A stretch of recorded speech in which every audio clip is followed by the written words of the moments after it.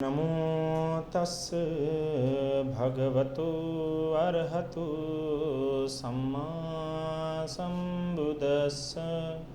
नमो तस् भगवतो अर्हतो सम्मा सम्बुद्दस्स। नमो तस् भगवतो अर्हतो सम्मा सम्बुद्दस्स।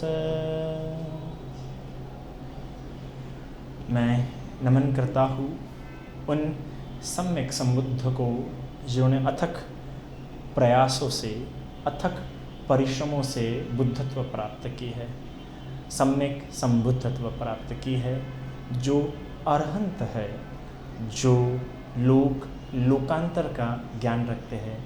ऐसे वितरागी, सारे रागों से, सारे अविद्या से मुक्त सम्यक संबुद्ध को वंदन करता हूँ। मेरा विषय है बुद्धत्व का मनोविज्ञान, अर्थात कैसे प्राप्त हुई सिद्धार्थ गौतम को बुद्धत्व। बुद्धत्व कोई एक रात का सवाल नहीं है। अक्सर लोगों को लगता है कि भगवान बुद्ध को बुद्धत्व एक रात में प्राप्त हो गई। एक रात में कई सारे लोगों को पता ही नहीं कि रात में मतलब कब प्राप्त हुई। कई लोगों के मन में सवाल उत्पन्न होने चाहिए। सर्वप्रथम, क्योंकि बुद्धत्व यह कोई छोटी बात नहीं है, बुद्धत्व यह कोई चमत्कार नहीं है, यह कोई चीज़ नहीं है कि आसमान से आ गई, है ना। कोई आसमानी किताब नहीं है, कोई आसमानी शब्द नहीं है जो आ गए बस प्रकट हो गए। यह ऐसी बात नहीं है। बुद्ध की शिक्षा एक मनोवैज्ञानिक शिक्षा है जो मानव के दुखों पे बड़ी सूक्ष्मता से विचार करती है। इतने सूक्ष्मता से कि भारतीय इतिहास में शायद ही किसी ने इतने सुंदर तरीके से दुख को इतने विस्तृत रूप में, इतने विस्तारित, इतने विभाजित, विघटित रूप में किसी ने दुख को समझाया होगा, बताया होगा। तो ये बुद्ध की शिक्षाओं में हमें इतना सूक्ष्मता देखने के लिए मिलती है। तो ये ज्ञान कहीं एक दिन में, एक झटके में, एक मिनट में ऐसे प्राप्त हुआ वाला ज्ञान नहीं। जिस तरह से फल को पकने के लिए लंबा समय लगता है, भले ही उसको गिरने के लिए, पकने के बाद गिरने के लिए एक क्षण नहीं लगता है, पर उस फल को पकने के लिए, उसमें वो रस आने के लिए एक लंबा समय होता है, एक लंबा समय लगता है। उसी प्रकार बुद्धत्व का जो रस है, उसका जो धम्म रस है, जिस प्रकार भगवान बुद्ध कहते भी है, सब्ब रसं धम्म रसं जिनाति। तो ये जो धम्म रस है, ये धम्म रस एक झटके में प्राप्त नहीं हुआ। तो आइए आज समझने की कोशिश करते हैं, जो आज हमें धम्म प्राप्त है, जो बुद्धत्व का जो रस प्राप्त है, ये उन्हें कैसे प्राप्त हुआ, कैसे बैठे बैठे उस बोधि वृक्ष अर्थात पीपल का वृक्ष, जिससे हम साधारण रूप में कहते हैं। पर यह बात समझने की ज़रूरत है कि पीपल का हर वृक्ष बोधि वृक्ष नहीं होता है। बोधि वृक्ष उसे ही कहते हैं जिस वृक्ष के नीचे भगवान बुद्ध को बुद्धत्व प्राप्त हुई। यह बात समझने योग्य है कि वो जो वृक्ष है, जिस वृक्ष के नीचे भगवान बुद्ध बैठे थे, वह वृक्ष भी उसी वैशाख पूर्णिमा के दिन उत्पन्न हुआ था। तो इसलिए वो वृक्ष अलग है। अगर आप देखेंगे बोधि वृक्ष और पीपल के वृक्ष में बहुत अंतर आता है, उसकी जड़ों में, उसके फैलने के तरीके में। तो उस बोधि वृक्ष के नीचे कैसे क्या उन्हें प्राप्त हुई? क्योंकि 6 सालों से परिश्रम कर रहे थे, 6 सालों से तप कर रहे थे, 6 सालों से परिश्रम, 6 सालों से तप करने पर भी उन 6 सालों में प्राप्त नहीं हुआ। पर उस बोधि वृक्ष के नीचे बैठे बैठे कैसे क्या प्राप्त हुआ गया? क्या वो बुद्धत्व सिर्फ उस बोधि वृक्ष के नीचे बैठने तक की थी? क्या उस बोधि वृक्ष के नीचे बैठने पर ही बुद्धत्व प्राप्त हो गई? तो वो 6 साल का जो परिश्रम था, 6 साल का जो तप था, क्या उसका अपना कोई अर्थ नहीं है? क्या वो कोई अर्थ नहीं रखता उस बुद्धत्व में? क्या उसका कोई योगदान नहीं है उस बुद्धत्व में? यह बात समझने की ज़रूरत है। तो बुद्धत्व एक रात की या एक दिन की या एक क्षण की बात नहीं है, यह एक लंबे समय की बात है। एक बहुत लंबा समय, कई जन्मों की, कल्पों की बात हो जाती है बुद्धत्व, है ना। बुद्धत्व के बारे में ऐसा कहा जाता है कि अगर किसी को बुद्धत्व प्राप्त करनी है, या जब कोई व्यक्ति निश्चय करता है, संकल्प करता है, सम्यक संकल्प करता है कि मुझे बुद्धत्व प्राप्त करनी है, तो इसको उपमा में समझाया गया है, ये कितनी कठिन है। संकल्प कर लिया, हो नहीं गया, इस संकल्प को पूरा करने के लिए उपमा से समझाया गया है। एक समझाया कि जितना चक्रवाल है, ये चक्रवाल खड़े चाकू से गड़ा है।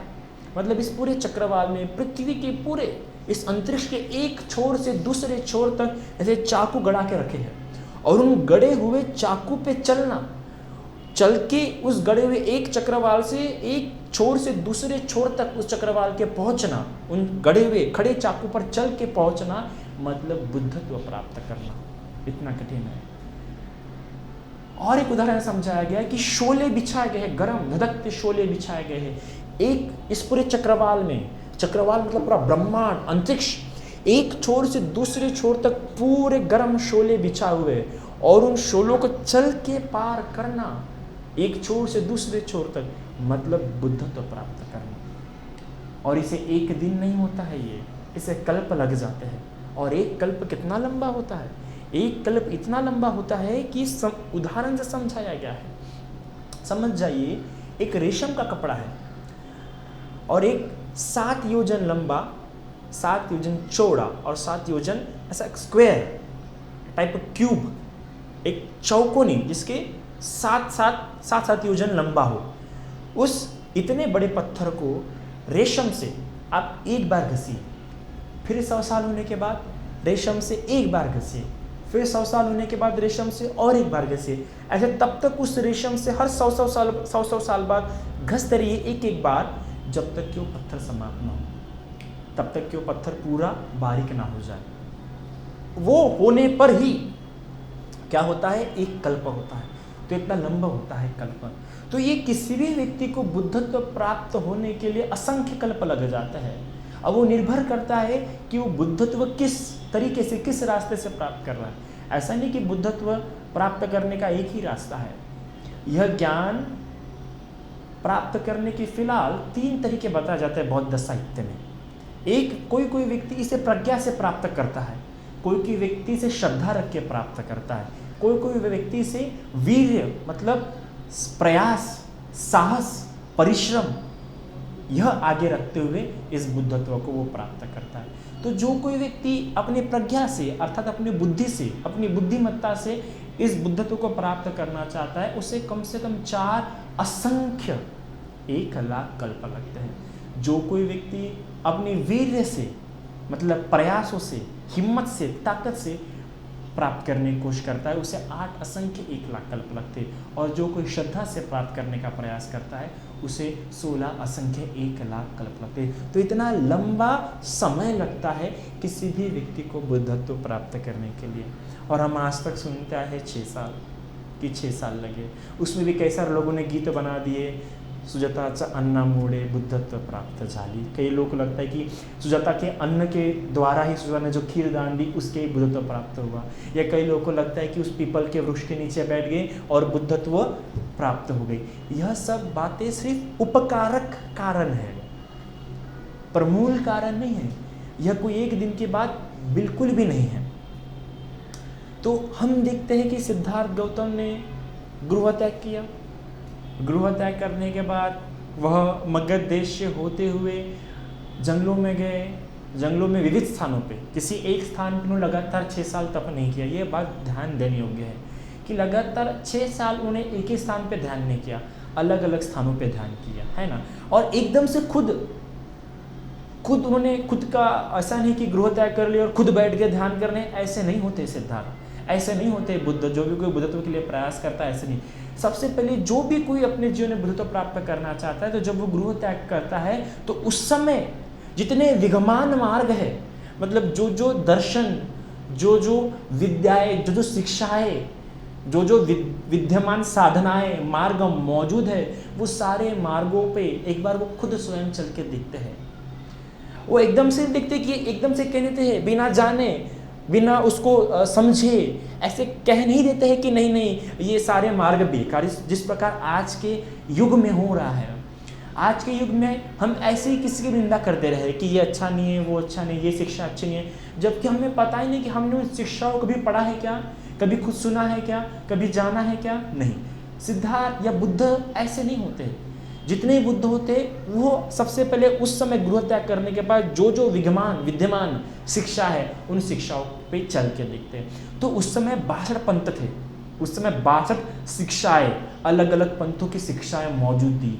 सिद्धार्थ गौतम ने उस हर एक शिक्षा को स्वयं जानने की कोशिश की, उस हर एक शिक्षा पे चलने की कोशिश की। आपने सुने भी होंगे, अगर आपने कभी पढ़े होंगे बुद्धान्य धम्मा तो आपको कुछ नाम सामने आए होंगे, आल्हार कलाम, उद्दक रामपुत्र, निंगथन नाथ पुत्र, ऐसे अलग अलग उस समय जो अजित केसकंबल, ये उस समय कुछ ऐसे जो श्रेष्ठ दार्शनिक थे उस समय जिनकी शिक्षा बहुत मशहूर थी।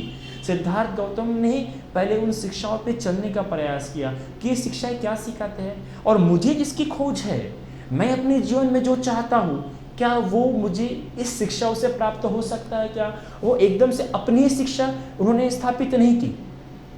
तो पहले भगवान बुद्ध ने अलग अलग इसकी शिक्षा सुनी, उसको उस पर चलने का प्रयास किया। और ऐसा नहीं कि सिर्फ चला उस पर या उसको चल के छोड़ दिया, उस शिक्षा का जो एकदम चरम अवस्था है उस चरम अवस्था तक पहुँचे। और ऐसे चरम अवस्था तक पहुँचे कि उसका जो गुरु था उस गुरु ने कहा कि अब तुम ठहरो, अब तुम यहीं पे रहो, मेरे बाद तुम ही मेरी गद्दी संभालना, मेरे बाद तुम ही आके आचार्य होना, मेरे बाद तुम ही आके प्रधान नायक होना। इस प्रकार से उस चरम अवस्था तक पहुँचे। लेकिन कहते हैं ना कि जब आपके पास उद्देश्य होता है, बुद्ध को पता था, सिद्धार्थ गौतम को पता था कि उनको क्या चाहिए, वो किस कारण से गृह त्याग किए उनको पता था। तो जब वो सबसे पहले जब गृह त्याग करने के बाद मगध देश से होते हुए गए, जिस प्रकार में सुनने के लिए भी मिलता है कि राजा बिंबिसार भी अपने राजमहल से देखता है कि ये युवक कौन है, इतना जिसके चेहरे पे तेज है और चारिका कर रहा है, लगता नहीं कि ये सन्यासी है। तो वो खुद जाके जब उनसे मिलते तो पता चलता है कि ये तो शाक्य कुल से प्रवज्जित है सिद्धार्थ गौतम। तो उसके मुख का तेज, उसकी बातों को जान के बिंबिसार स्वयं कहता है कि तुम तो मेरा आधा राजपाट ले लो, तुमने क्यों गृह त्याग किया। तो हमें मुलाकात देखने के लिए मिलती है वहाँ पे। तो वहाँ पे सिद्धार्थ गौतम उन सबको नकारते हुए कहते कि नहीं नहीं, मुझे ये सब की कोई अभिलाषा नहीं है, और ऐसा करके आगे जाता है। फिर आगे जाने के बाद सबसे पहले जो उनके गुरु होते हैं वो होते हैं आल्हार कलाम। यह बात ध्यान रखने की ज़रूरत है कि उनके उस समय विद्यमान शिक्षाओं में सबसे पहले वो आल्हार कलाम की शिक्षा को जानने की कोशिश करते, क्योंकि आल्हार कलाम उस समय ध्यान में सबसे उच्चतम, सबसे ज़्यादा प्रसिद्ध थे। ऐसा नहीं कि उस समय कई सारी शिक्षाएं मौजूद थे, पर कई सारी शिक्षा मौजूद होने पर कुछ शिक्षाएं कर्मकांड पे ज़्यादा ध्यान देते थे, कुछ शिक्षाएं भौतिक जीवन पे ज़्यादा ध्यान देते थे, जिस प्रकार चरवाक की शिक्षा थी, और कुछ शिक्षाएं जो ध्यान पे थे। तो भगवान ने सबसे पहले उन शिक्षाओं को तवज्जो दिया जो ध्यान पे ज़्यादा महत्व देते थे। तो आल्हार कलाम की शिक्षा उस समय प्रसिद्ध थी। तो आल्हार कलाम के पास गया, आल्हार कलाम के पास कुछ समय जाके उनकी शिक्षाओं को सुना, उनकी शिक्षाओं को धारण किया। धारण करते हुए उसका जो सबसे चरम ध्यान था, जो सबसे उत्तम ध्यान था, सबसे प्रणीत ध्यान था, उस ध्यानांग को उन्होंने प्राप्त कर लिया। और वो ध्यानांग प्राप्त करने के बाद जब वो आल्हार कलाम के पास जाते हैं कि इसके आगे भी कुछ है क्या, इसके आगे भी मुझे जानना है। और जब आल्हार कलाम कहते हैं कि नहीं, इसके आगे यही मेरे शिक्षा का आखिरी सीढ़ी है, आखिरी कदम है, तो कहते हैं ठीक है। उसको जानने के बाद ठीक है, अभी यहाँ पे सब कुछ सीख लिया। वो उनकी पिपासा बुझी नहीं, क्योंकि उनको जो चाहिए था वो उन्हें प्राप्त नहीं हुआ। तो इसके बाद वो और भी दूसरे गुरु के पास जाते हैं, उसके पास जाते हैं वो उद्दक रामपुत्र के पास। उद्दक रामपुत्र के पास का भी, उद्दक रामपुत्र ने आल्हार कलाम से एक कदम आगे थे, वो ध्यान में एक कदम उनसे आगे थे। तो उनके पास का भी ध्यान सीख लिया, उनके पास का भी ज्ञान सीख लिया। फिर उनके पास का श्रवण करने के बाद वो कहते कि आगे और कुछ है क्या सीखने के लिए। तो कहते उद्दक रामपुत्र नहीं, इतना ही था। तो इस प्रकार अलग अलग स्थानों पे अलग अलग गुरुओं से उन्होंने सब कुछ सीखा। सीखने के बाद उन्हें लगा कि नहीं, इन सबके पास वो नहीं है जो मुझे चाहिए था। कई सारे जो उस समय के संप्रदाय, जो पंथ थे, जो शिक्षाएं थे, कई सारे ध्यान, बहुत ऐसा नहीं कि ध्यान में ऐसे कई सारे सुंदर सुंदर ध्यान थे, उन्होंने सुंदर ध्यान प्राप्त कर लिया, लेकिन कई सारी शिक्षाएं सिर्फ ध्यान तक सीमित थे, कई सारी शिक्षा सिर्फ कर्मकांड तक सीमित थे। बुद्ध को ऐसी शिक्षा चाहिए थी जो व्यक्ति के जीवन में परिवर्तन लाए, जो मानव के दुखों की बात करे, कि जो मानव दुखों से व्याकुल है, दुखों से परेशान है, दुखों से परेशान हो गए, कोई शराब के पास जा रहा है, कोई मित्र के पास जा रहा है, कोई धर्म के पास जा रहा है, कोई कर्मकांड के पास जा रहा है। हम सभी उसके पास क्यों भाग रहे हैं, इतनी भाग दौड़ क्यों है हमारे जीवन में, क्यों हमारे जीवन में आराम नहीं है? तो वो इसलिए क्योंकि हम दुखों से परेशान हैं, हम दुखों से व्याकुल हैं, दुखों से बाहर कैसे निकला जाए, यह बात हमें नहीं समझ रहा, इसलिए हम कहना कि इन सब बातों से व्याकुल है। और सिद्धार्थ भी यह बात समझ चुके थे, सिद्धार्थ समझ गए थे कि हर कोई ध्यान नहीं कर पाएगा, हर कोई दिन दिन बस साधना में नहीं लगा पाएगा, शायद हर कोई ये ध्यान की इतनी उच्चतम चरम अवस्थाओं तक प्राप्त नहीं कर पाएगा। तो व्यक्ति भगवान बुद्ध शिक्षाओं को सरल रूप में चाहते थे, रोजमर्रा के जीवन में, डे टू डे लाइफ में कैसे जीवन में परिवर्तन लाया वो, पर उन्हें नहीं मिला। और आखिर में नहीं प्राप्त होने पर उन्हें लगा कि नहीं, अब जितने सारे शिक्षाएं मैंने जो अलग अलग गुरु के पास जो शिक्षा किया है, अब मुझे ज़रूरत है कि मैं खुद इन पे विचार करूँ, खुद इन पे इनको लेके बैठूँ। तो भगवान डोंगेश्वरी, अगर आप बुद्ध गया जाते हैं तो बुद्ध गया जाने पर एक डोंगेश्वरी करके गुफा, एक पहाड़ है, उस पहाड़ में, ये अभी तो आपको शहर में दिखती है पर शहर के थोड़े से बाहर दिखती है, पर उस समय ये डोंगेश्वरी जो थी ये बहुत अंदर थी, बहुत इतने अंदर थी और इतने घने जंगलों से घिरी हुई थी ये डोंगेश्वरी गुफा कि जब लोग सुनते थे कि सिद्धार्थ गौतम डोंगेश्वरी गुफाओं में जाके ध्यान कर रहे हैं, क्योंकि डोंगेश्वरी की गुफा बहुत अंधेरे में थी, तब लोग ऐसा कहते थे कि कोई पागल ही इंसान होगा, कोई मूर्ख इंसान ही होगा जो इतने घने जंगलों में इतने अंदर में जाके ध्यान करते थे। इवन यहाँ तक कि बाबा साहेब भी बुद्धान धम्मा में एक उदाहरण देते हैं सिद्धार्थ गौतम का, ऐसे कहते हुए कि सिद्धार्थ गौतम जब इतने घने जंगलों में, इतने अंधेरे में गुफा में ध्यान करते थे, तो ऐसे पेड़ पौधों से अगर कोई ऐसी आवाज़ आती थी तो सिद्धार्थ डर जाते थे, उनके मन में भय उत्पन्न हो जाता था कि अरे कौन है, कोई मुझे मारने तो नहीं आ रहा, कोई जंगली प्राणी तो नहीं है। इतने खौफनाक गुफाएं थी। कभी कभार वो तपती धूप में भी ध्यान करते थे, एकदम इतनी खतरनाक धूप में ध्यान करते थे। अगर इतने खतरनाक धूप में कोई ध्यान करे तो उसका सर गर्माहट से बेहोश हो जाए, वो बेहोश आके गिर जाए, ऐसे एक एक टांग पे खड़े होके इतने तपते धूप में। कभी कभार पेड़ पे उल्टा लटक के ध्यान करते थे। तो ऐसे अलग अलग तरह के ध्यान भगवान बुद्ध ने अपनाए। सिद्धार्थ गौतम की अवस्था में होते हुए उन्होंने वो अपनाए डोंगेश्वरी गुफा में, और इतना सब होने पर भी उन्हें बुद्धत्व प्राप्त नहीं। यहाँ तक कि वो अपने आहार पे उन्होंने ध्यान दिया। उन्हें लगा कि ये जो मैं साधारण आहार ले रहा हूँ, शायद से इस आहार से मुझे बुद्धत्व प्राप्त नहीं होंगी। तो उन्होंने क्या विचार किया, उनके मन में आया कि चलो हम दो संसारी जीवन में 2 समय खाना खाते हैं, हम एक समय खाना खाएंगे। उस एक समय में भी वो क्या हो गए कि कुछ निवालों पे सिर्फ चलो एक समय में, तो हफ्ते में एक बार खाना शुरू कर दिया। हफ्ते में एक बार से क्या कर दिया, एक निवाला, सिर्फ हफ्ते में एक निवाला खाएंगे और पूरा हफ्ता ध्यान करेंगे, वो भी एक समय। यहाँ तक कि उन्होंने क्या कर दिया, फिर एक हफ्ते करने पर भी उनको बुद्धत्व प्राप्त नहीं हो रहा, ज्ञान प्राप्त नहीं हो रहा। तो उन्होंने क्या किया, 15 दिन में सिर्फ एक बार एक निवाला खाएंगे। उस एक निवाले को भी होते होते वो 4 दाने पे आए। सिर्फ 15 दिन में 4 दाने वो खाते थे, और उस पर 15-15 दिन वो क्या करते थे, ध्यान करते थे। और फिर भी उन्हें बुद्धत्व प्राप्त नहीं हुई। आखिर में उन्हें विचार आया कि क्यों बुद्धत्व प्राप्त नहीं हो रही, इतना बुद्ध। यहाँ तक कि उनका जो शरीर था, वो शरीर इतना दुबला हो गया था कि उनके हड्डियाँ दिखते थे पूरे। यहाँ तक कि जब वो पेट को हाथ लगाते थे तो पीछे का कना हाथ में था, और आगे से पीछे से हाथ लगाएंगे तो सामने का पेट उनके ऐसा एकदम स्पर्श करता था। इतने वो क्या हो गए थे, पतले हो गए थे। इतने 15-15 एक महीना लगातार ध्यान करने पर उनके ऊपर मट्टी के ऐसे पपड़े जम गए थे। जिस प्रकार से वृक्ष पे कैसे छाल जम जाती थी, तो उनके शरीर पे ऐसे मैल की छाल जम जाती थी, और वो छाल ऐसे निकल के गिरती थी। इतना उन्होंने कठोर परिश्रम किया, इतना कठोर क्या किया, ध्यान किया उस बुद्धत्व के लिए, पर फिर भी उन्हें बुद्धत्व प्राप्त हुई नहीं। फिर आखिर में जब सुजाता द्वारा उन्होंने खीर का सेवन किया, खीर का सेवन उन्होंने कहा किया, यह लोगों को कई बार कंफ्यूज होता है। डोंगेश्वरी गुफाओं में जब उन्होंने ध्यान किया, डोंगेश्वरी गुफाओं से निकल के जब उन्होंने मुँह धोने के लिए इधर निरंजना नदी के पास आए, उसके पहले जब उन्होंने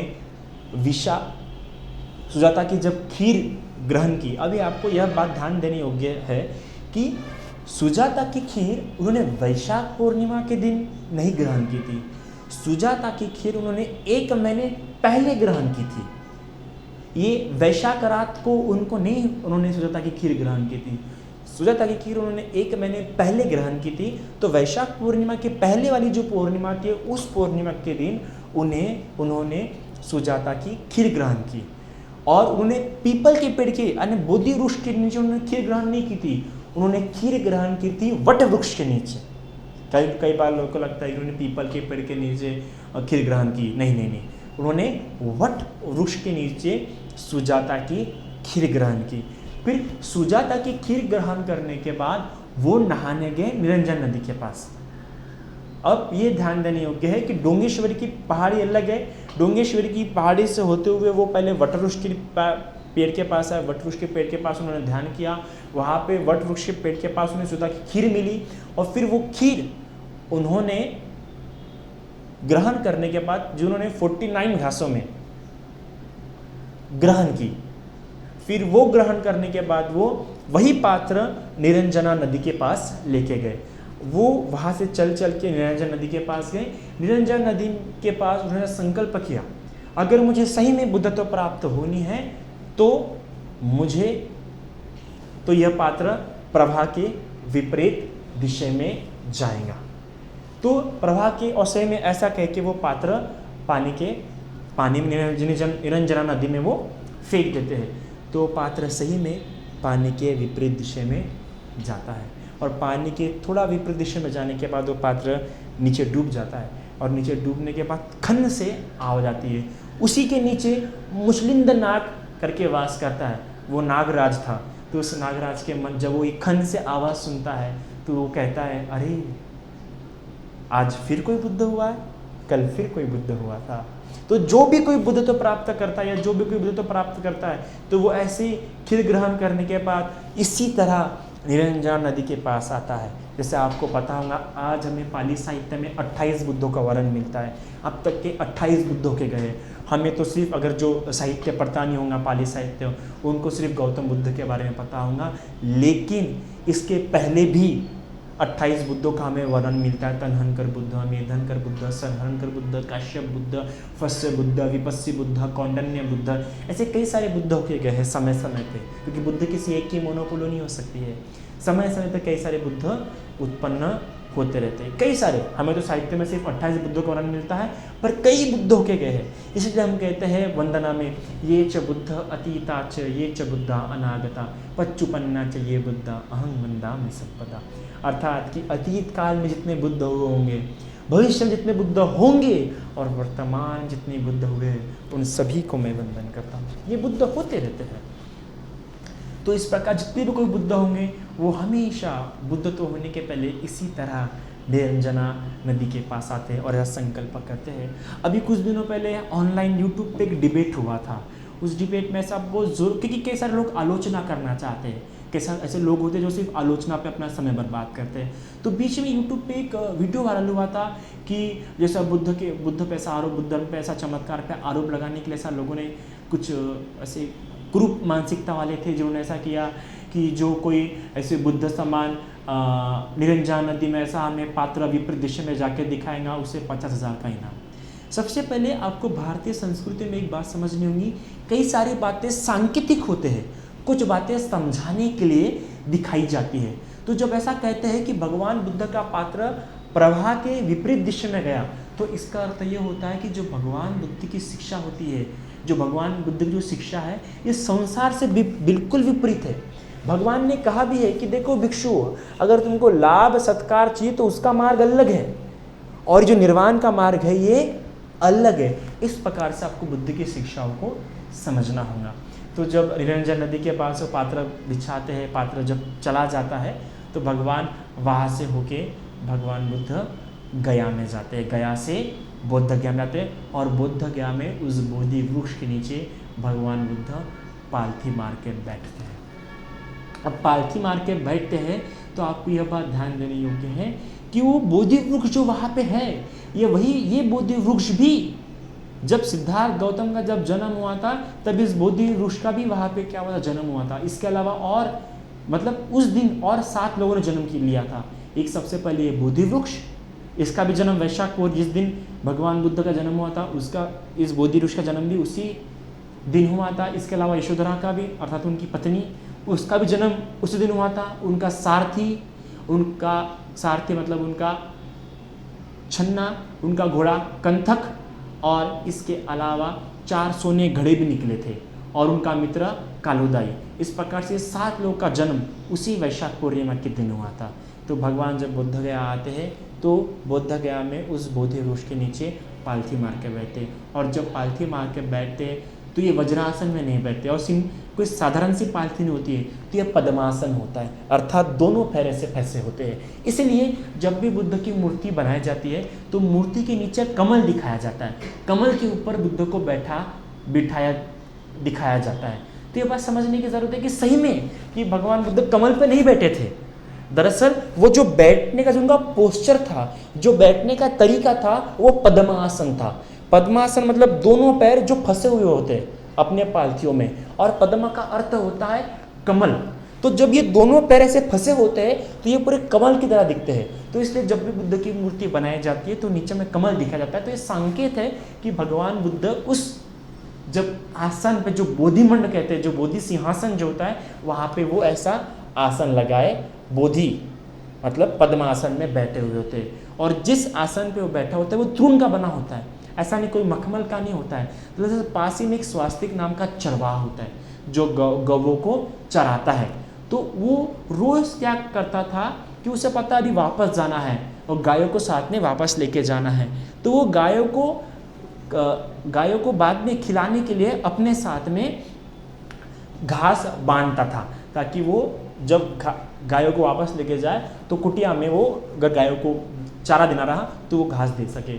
तो इसने इस दिन भी क्या किया था, वो घास जमा रखी थी। तो जब उसने देखा इतना सिद्ध पुरुष, इतना प्यारा पुरुष उस बोधिमंड के नीचे बैठा हुआ है और ऐसे बैठा है, कुछ नीचे में नहीं है, तो इसके मन में अपने आप जाग गया, ये होता है उपाय कौशल्य, ये होता है उपासक की चेतना, ये होती है श्रद्धा। जब व्यक्ति की श्रद्धा भी आकारवती हो जाती है तो वो देखते बराबर समझ जाता है कि इसकी आवश्यकता है, मैंने इसे भी देना चाहिए। तो देखिए इतने मेहनत से, इतने परिश्रम से उसने जो घास जमा की थी, घास जमा करना इतना आसान नहीं होता है, आपको लगता होगा ऐसा नहीं है, बराबर चुन के घास करना पड़ता है कि जाके उनको खिलाना है।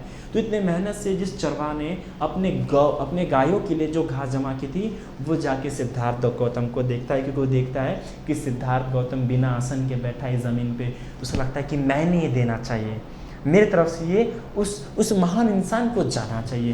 तो वो स्वास्थ्य की छोटा बच्चा जो ढंग से 16 साल का भी नहीं होगा, वो छोटा सा बच्चा जाता है सिद्धार्थ के पास और अपना तृण देता और कहता है कि आप कृपा करके इसको आसन बना के इस पर बैठ जाइए। तब सिद्धार्थ गौतम इसे स्वीकार करते और उसे वहाँ पे बिछा के बैठ जाते, और बैठने के बाद ये संकल्प करते हैं, ऐसे नहीं बैठ जाते हैं, संकल्प करते हैं कि अगर मैं तब तक इस आसन से नहीं उठूंगा जब तक कि मुझे सही में क्या ना हो जाए, बुद्धत्व प्राप्त ना हो जाए। इतना कॉन्फिडेंस कैसे क्या आया बुद्ध में, इतना विश्वास कैसे क्या आया बुद्ध में? 6 साल लगातार ध्यान किया, 6 सालों में प्राप्त नहीं हुआ, पर आज बुद्ध को लग रहा है कि आज मुझे प्राप्त हो ही जाएंगी, तो आज मुझे बीच में उठने की जरूरत नहीं है, मुझे तब तक के बैठे रहना है जब तक कि मुझे बुद्धत्व प्राप्त नहीं होती। इतना विश्वास कैसे क्या आ गया? क्योंकि ठीक पिछली रात को ठीक उनको सपना आए थे, वो स्वप्न इतने सांकेतिक थे, वो सपना सिद्धार्थ गौतम में इतना विश्वास भर गए कि सिद्धार्थ गौतम को विश्वास हो गया कि अभी तो मुझे बुद्धत्व प्राप्त होनी ही है। तो सिद्धार्थ गौतम कितना प्यारा संकल्प करते हैं कि मैं तब तक इस आसन से उठूंगा नहीं जब तक कि मुझे बुद्धत्व प्राप्त नहीं हो जाए, चाहे मेरे नसों का खून भी क्यों ना सिक जाए, मेरी हड्डियां पिघल क्यों ना जाए, मैं तब तक नहीं उठूंगा जब तक। इतना महान संकल्प करते, और इस संकल्प करके वो उस बोधिमंड पे, उस बोधि सिंहासन पे बैठ जाते हैं। और ठीक वैशाख रात जब शुरू हो जाती है, जब वो वैशाख रात जब प्रारंभ हो जाती है, तो जब वैशाख रात प्रारंभ हो जाती है तो उनकी साधना भी ठीक उसी प्रकार से वो क्या हो जाती है, प्रारंभ हो जाती है।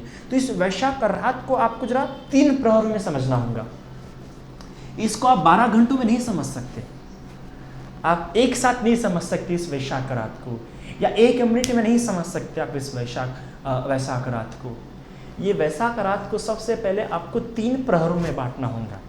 3 प्रहरों में कैसे बांटना होगा? अभी एक प्रहर होता है 3 घंटे का, जैसे 3 घंटे के 3 प्रहर, तो ये 3 प्रहर में उनको बुद्धत्व प्राप्त हो गई। एकदम से उनको बुद्धत्व प्राप्त नहीं हुआ। ऐसा नहीं कि हाँ वैशाख रात का चांद निकल गया, पूनम का चांद निकल गया और पूनम का चांद देखते बराबर उनको बुद्धत्व प्राप्त हो गई, ऐसा नहीं है। तो ये एक स्टेप बाय स्टेप रहा है, एक क्रम रहा है, एक बराबर मनोवैज्ञानिक श्रृंखला रही है उस ज्ञान को समझने की। ऐसा नहीं कि जैसे ऐसा नहीं कि अंधेरा था और लाइट जला दिया और सब कुछ दिख गया, ऐसा नहीं है। ये सिर्फ देखने की बात नहीं थी, ये समझने की बात थी। और ना सिर्फ ये समझने की बात थी, समझ के हर एक बात को परखने की बात भी थी कि हाँ ये ऐसे ही है क्या, या इसको किसी और रूप में भी समझा जा सकता है क्या। ये पूरा बुद्धत्व है। ऐसा नहीं कि हाँ दिख गया और बुद्धत्व प्राप्त हो गई। बुद्धत्व कोई देखने वाली बात नहीं थी, बुद्धत्व को एक समझने वाली बात थी, एक डिस्कवरी थी, पर इसमें एक इन्वेंशंस भी थे। उस बात को ठीक प्रकार से समझने का था। तो कैसे? जब धीरे धीरे उस ज्ञान तक पहुंचना था। ये ज्ञान रखा हुआ नहीं था पहले से ही आंखों के सामने में।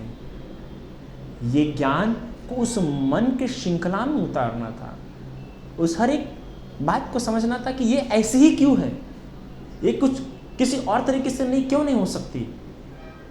तो ये 3 प्रहरों में बात भगवान बुद्ध समझे। तो हम जब कहते हैं कि भगवान बुद्ध को या सिद्धार्थ गौतम को बोधि प्राप्त हो गई, बुद्धत्व प्राप्त हो गई, तो उन्हें ज्ञान प्राप्त हुआ, एक मार्ग प्राप्त हुआ, और वो मार्ग एक झटके में प्राप्त नहीं हुआ, तो 3 प्रहरों में प्राप्त हुआ। उस ज्ञान तक वो पहलुओं में पहुँचे। उस ज्ञान को समझने के लिए उन्हें 3 प्रहर लगे, और हर एक प्रहर था 3-3 घंटे का। तो सबसे पहला प्रहर, रात के सबसे पहले प्रहर में उनको प्राप्त हुआ पुब्बे निवासानुसति, अर्थात ऐसा ज्ञान जिससे वो अपने पूर्व के जन्म अर्थात अपने पहले के जन्म देख पाते थे। अभी कई सारे लोगों को भ्रांति होंगी कि सिद्धार्थ गौतम तो पुनर्जन्म को मानते नहीं थे, ये कहाँ से कहाँ से आ गया, ये क्या पाखंड है, ये क्या है। तो यहाँ पे मेरा नंबर दिया होगा अगर किसी को पर्सनली जानना होगा, क्योंकि यह विषय फिलहाल मैं समझा नहीं सकता क्योंकि समय और लंबा हो जाएगा। तो किसी को मनोवैज्ञानिक स्तर पे या विज्ञान के स्तर पे ये बातें समझनी होंगी तो यहाँ मेरा नंबर दिया है, आप नंबर से मुझे कॉल करके पर्सनली मुझसे ये जान सकते हैं। ठीक है, मैं आपको वैज्ञानिक स्तर पे वो समझा सकता हूँ। तो सबसे पहले प्रहर में उनको क्या प्राप्त होता है? पुब्बे निवासानुसति। तो यह जो ज्ञान है, इस ज्ञान से कोई भी व्यक्ति अपने पूर्व के अपने पहले के जन्म देख सकता है। तो इस ज्ञान से क्या किया? सिद्धार्थ गौतम अपने पूर्व के जन्म देखना शुरू किया। अपना पूर्व का 1 जन्म, पूर्व के 2 जन्म, पूर्व के 3 जन्म, 40 जन्म, 1 लाख जन्म, ऐसे कई कल्पों तक उन्होंने जन्म देखा। तो ये जन्मों, ये एक के बाद एक जन्म देखने से उनको क्या हुआ? उनको पता चला ये बात कि अरे ये सब तो नश्वर है, ये सब तो क्षणभंगुर है। हम एक चीज़ को छोड़ के फिर किसी दूसरी चीज़ में, मैं किसी चीज़ को भी अपना नहीं कह सकता हूँ, क्योंकि हर जन्म में कोई दूसरी मेरी माता रही है, कोई दूसरी मेरी पत्नी रही है, कोई दूसरा मेरा बच्चा रहा है, और मैं हर जन्म में किस प्रकार से रोया हूँ, मैं किस तरीके से व्याकुल होया हूँ। तो वो जीवन की सबसे पहली पायरी, जीवन के सबसे पहले दुख को देख लेते हैं। इस पुब्बे निवासानुसति जो उनको एक ज्ञान प्राप्त हो जाता है, अर्थात पहले के जन्म देखना। तो जो पहले के अपने जन्म देख रहे थे, तो ये पहले के जन्म देखते देखते देखो उन्हें और एक ज्ञान मिल जाता है कि हर चीज़ नश्वर है, हर चीज़ मुझे छोड़ के जानी है। और इस बात को ना समझने के कारण हर जन्म में मैंने क्या प्राप्त किया है? दुख प्राप्त किया है।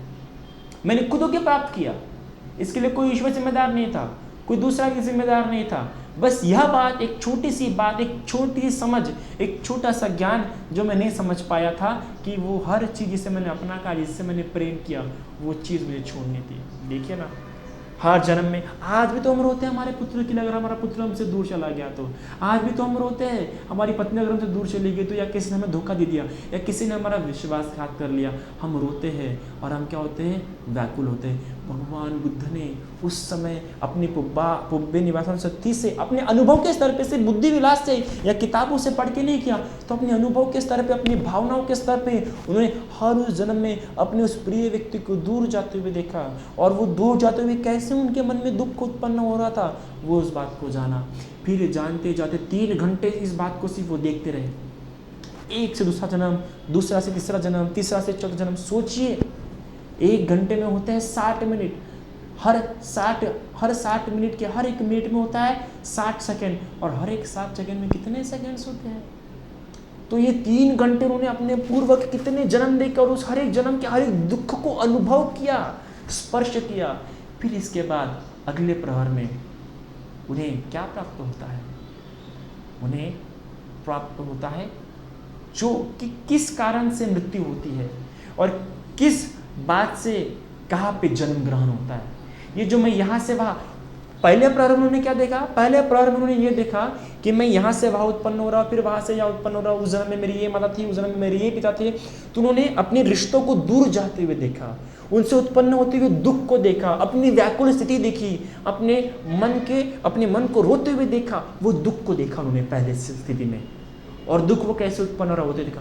दूसरे प्रहर में क्या देखा कि क्या कारण है कि मैं यहाँ से वहाँ उत्पन्न हो रहा हूँ, क्यों मैं कभी गरीब उत्पन्न हो रहा हूँ, क्यों मुझे कभी गरीब उत्पन्न हो रहा हूँ, क्यों मैं कभी अमीर उत्पन्न हो रहा हूँ, क्यों मैं कभी पशु में उत्पन्न हो रहा हूँ, क्यों मैं कभी मनुष्य में उत्पन्न हो रहा हूँ। ये सब कारण को देखा तो उन्होंने जाना कि क्या है, कौन है ये सब के पीछे जो चला रहा है, जो मुझे घुमा रहा है यहाँ से वहाँ। तो यह जब उन्हें बारीक, तो 3 घंटे फिर सोने लगे इस बारीक सी बात को जानने के लिए। इस बारीक सी बात को जानने के बाद उन्हें लगा, अरे इसके लिए तो कोई ईश्वर जिम्मेदार नहीं, इसके लिए तो मेरा खुद का मन जिम्मेदार है। ये मेरा मन है, ये मेरे मन की इच्छाएं है, मेरी मन की तृष्णाएं हैं, जो एक जन्म में समाप्त नहीं हो रही है, जो मृत्यु के क्षण मृत्यु ग्रहण करते करते भी मन में कोई इच्छा उत्पन्न हो रही है, और वो इच्छा है जो मुझे घसीटते हुए लेके जा रही है। संयुक्त निकाय में जो कविताओं का वर्ग है उसमें कितना प्यारा समझाया गया है। उसमें एक ब्राह्मण पूछता है भगवान कि भगवान क्या है जो इंसान को घसीटते हुए लेके जाता है। तब भगवान बुद्ध समझाते हैं ये व्यक्तियों की इच्छा है, व्यक्तियों की तृष्णा है, जो व्यक्ति घसीट के लेके जा रही है। तो भगवान दूसरे पार में जानते हैं कि मेरी इच्छा है, देखो मेरी ये इच्छा कभी मुझे पशु में ले गई, मेरी ये इच्छा कभी मुझे प्रेत योनि में ले गई, मेरी ये इच्छा कभी मुझे निरय में ले गई, मेरी ये इच्छा कहीं मुझे देवलोक में उत्पन्न ले हो गई। तो मृत्यु के समय की मेरी जो इच्छा है, जो मुझे यहाँ से वहाँ घसीटते हुए लेके जा रही, बुद्ध ने जाना। और बुद्ध को फिर पता चला दूसरा सत्य की कारण भी है, और दुख का कारण क्या है? ये तृष्णा है। तो पहले समय में भगवान बुद्ध ने दुख को देखा, दूसरे समय में दुख के कारण को जाना, और तीसरे प्रहर में भगवान बुद्ध ने उस पूरी कार्य कारण की श्रृंखला को जाना कि कैसे मैं इससे मुक्त हो सकता हूँ। तीसरे प्रहर में भगवान बुद्ध को 4 असत्य का बोध हो गया। तीसरे प्रहर में भगवान बुद्ध पश्चिमोत्पाद से पूरी तरीके से क्या हो गए थे? परिचित हो गए थे। तो ऐसे 3 प्रहरों में भगवान बुद्ध ने क्या जाना? इस बुद्धत्व को, इस 4 असत्य से क्या हुए? परिचित हुए। और सुबह का सूरज निकलते निकलते भगवान बुद्ध का वो महाप्रतापी सूर्य, वो 4 असत्य भी उगम हो गए और उन्होंने बोधि को प्राप्त कर लिया। तो ऐसा हुआ। तो ये सिद्धार्थ गौतम जब से जन्म हुए तब से शुरू नहीं होता है, ये शुरू होता है इसके भी कई पहले, कई पुराने समय में जाना पड़ता है हमें। हम तो देखते हैं कि वैशाख पूर्णिमा के रात को 3 प्रहर लगे बुद्धत्व प्राप्त होने के लिए, पर बुद्धत्व की कहानी सिर्फ इन 3 प्रहरों में सीमित नहीं होती है। ये तो उस 4 आर्य सत्य को समझने के लिए, सिर्फ समझने के लिए 3 प्रहर लगे। सोचिए, सिर्फ समझने के लिए 3 प्रहर लगे, लेकिन वहाँ तक के पहुँचने के लिए कितना लंबा समय लगा? सिर्फ 6 साल नहीं लगे। तो इसके पहले 6 साल तो इसलिए लगे कि ऐसा वर्णन देते हैं भगवान बुद्ध, एक जगह बताते हैं कि मुझे 6 साल इसलिए लगे कि उनके कर्म का विपाक था कि एक जन्म में कश्यप बुद्ध के समय में उन्होंने कश्यप बुद्ध के बारे में ऐसा कहा था कि ये मथमुंडा कहाँ बुद्धत्व प्राप्त करेगा। तो सिर्फ ऐसा बोल दिया था उस बुद्ध के बारे में, कश्यप बुद्ध के बारे में, एक जन्म में सिद्धार्थ गौतम में जब बोधिसत्व की अवस्था में थे। तो उस कर्म विपाक से इनको लगातार 6 साल तप करना पड़ा, 6 वैशाख पूर्णिमा देखनी पड़ी, वरना किसी बुद्ध को बुद्धत्व प्राप्त होने के बाद बस बुद्धत्व प्राप्त हो गई। किसी बुद्ध को जब बस अभी गृह त्याग किया, गृह त्याग करने के बाद जैसे ही वैशाख पूर्णिमा वैसे बुद्धत्व प्राप्त होगी। लेकिन इन्हीं बुद्ध को 6 साल लगे, 6 वैशाख पूर्णिमा देखनी पड़ी। क्यों? क्योंकि ये उन्हीं का कर्म विपाक था, तो 6 वैशाख पूर्णिमा देखनी पड़ी। तो कितना लंबा समय लगा? तो आपको लग रहा होगा कि 6 साल, सिर्फ 6, अब तो सिर्फ 3 प्रहर नहीं तो 6 साल की नहीं, सिर्फ 6 साल ही लगे। इसके पहले भी जाना पड़ता है। ये शुरुआत होती कहाँ से? बुद्धत्व की शुरुआत सिर्फ इस जन्म की नहीं है, बुद्धत्व की शुरुआत बहुत पहले से। जैसे कि मैंने आपको पहले ही बताया, हमें साहित्य में 28 बुद्धों का वर्णन मिलता है। तो ये बुद्धत्व की शुरुआत सिद्धार्थ गौतम की, बुद्धत्व की शुरुआत, सिद्धार्थ गौतम को जो बुद्धत्व प्राप्त करनी थी उसकी शुरुआत होती है आज से 24 बुद्धों के पहले की, अर्थात 4 असंख्य 1 लाख कल्प पहले। मैं 1 साल की बात नहीं कर रहा, मैं 1 सदी की बात नहीं कर रहा, मैं 4 असंख्य 1 लाख कल्प पहले जब दीपनकर नाम के बुद्ध हुए थे, वो दीपनकर नाम के बुद्धत्व से इन्होंने आशीर्वाद, इन्होंने ग्रहण किया था, तब से उनकी क्या हुई थी, ये पूरा जो सफ़र है इनका शुरू हुआ था। तब से दीपनकर बुद्ध से 24 बुद्ध बीत गए, और 24 बुद्ध बीतने के बाद इनको क्या प्राप्त हुई, ये बुद्धत्व प्राप्त हुई। सोचिए, इन सिद्धार्थ गौतम ने 24 बुद्धों की सेवा की है, 24 बुद्धों को देखा है, उनको दान किया है, उनके संग की क्या की है, सेवा की है, तब जाके क्या हुई, उन्हें बुद्धत्व प्राप्त हुई। तो ये 24 बुद्ध लग गए, 24 बुद्ध की सेवा करनी पड़ी। और इसके अलावा 4 संख्या, इतना लंबा समय क्यों लगा, किस बात के लिए लगा? तो उनको पारमिता पूरे करने के लिए इतना लंबा समय लगा। तो कितने पारमिता? 30 पारमिता, 10 पारमिता, फिर उसके ऊपर उपपारमिता और फिर परमार्थ पारमिता। इस प्रकार 30 पारमिता जब पूरे किए तब जाके क्या हुआ, उन्हें बुद्धत्व प्राप्त हुआ। तो ये पारमिता, जो दान पारमिता है, जो शील पारमिता है, जो प्रज्ञा पारमिता है, जो नैष्कर्म्य पारमिता है, जो शांति पारमिता है, जो वीर्य पारमिता है, जो अधिष्ठान पारमिता है, जो 10 गुण है जिनको पारमिता कहा गया है, जो इंसान को ये 10 गुण है। दान ये व्यक्ति का गुण होता है, ऐसे किसी में उत्पन्न होता है, इसका अभ्यास करना पड़ता है, प्रैक्टिस करना पड़ता है ना। फिर शील, एकदम से कोई व्यक्ति शीलवान नहीं होता, एकदम से व्यक्ति कोई इंसान नैतिक नहीं होता है, उसका उसे अभ्यास करना पड़ता है, ये गुण उत्पन्न करना पड़ता है। एकदम से इंसान शांतिमय नहीं जाता है, वो शांति या गुण उसमें उत्पन्न करना पड़ता है। एकदम से इंसान आसानी से संकल्प नहीं कर पाता है। आपको लगता है इतना आसान था वो संकल्प करना कि मेरे शरीर का खून भी क्यों ना सूख जाए, मेरी हड्डियां भी क्यों ना पिघल जाए, मैं तब तक नहीं उठूंगा जब तक मुझे बुद्धत्व प्राप्त नहीं होता। इतना आसान था, कहना आसान होगा पर करना डिफिकल्ट। तो ये कैसे कर पाए, अधिष्ठान कैसे ले पाए? तो इतने लंबे समय से अधिष्ठान अपना मजबूत करते हैं, अधिष्ठान का गुण अपने अंदर उत्पन्न किया, प्रज्ञा का गुण अपने अंदर उत्पन्न किया, शांति का गुण अपने अंदर उत्पन्न किया, वीर्य मतलब साहस का। ऐसे ही इतने अंधेरे गुफाओं में, इतने अंधेरे जंगलों में ध्यान नहीं कर पाया जहाँ पे शेर जितना ऐसे गहरे गहरे खतरनाक प्राणी वास करे थे, ऐसे ही इतने आसानी से गहरे जंगलों में ध्यान नहीं कर पाया। अरे हम लाइट जाने पर अंधेरे में ठीक प्रकार से बैठ नहीं पाते, हमें डर लगता है, वो ऐसे। तो उन्होंने ये इतना लंबा समय लगा ये गुण उत्पन्न करने के लिए। तो ये 10 गुण बनाने के लिए, ये 10 गुण अपने अंदर उत्पन्न करने के लिए उन्हें 4 असंख्य 1 लाख कल्प लगा। तब जाके जब सिद्धार्थ नाम से जब उनका जन्म ग्रहण हुआ तो ये 10 गुण उनको सहायता हुए, उनकी सहायता किए। जैसे कि इतने अंधेरे घने जंगलों में लंबे लंबे समय तक ध्यान करने के लिए, तो इनका ये वीर्य था, इनकी साहस था, जो उन्होंने 4 असंख्य कल्प लगे जो ये वीर्य पारमिता पूरे करने के लिए। फिर भूखा इतना, सिर्फ 4 दानों पे 15-15 दिन वो ध्यान करते थे। तो ये काय का प्रताप था?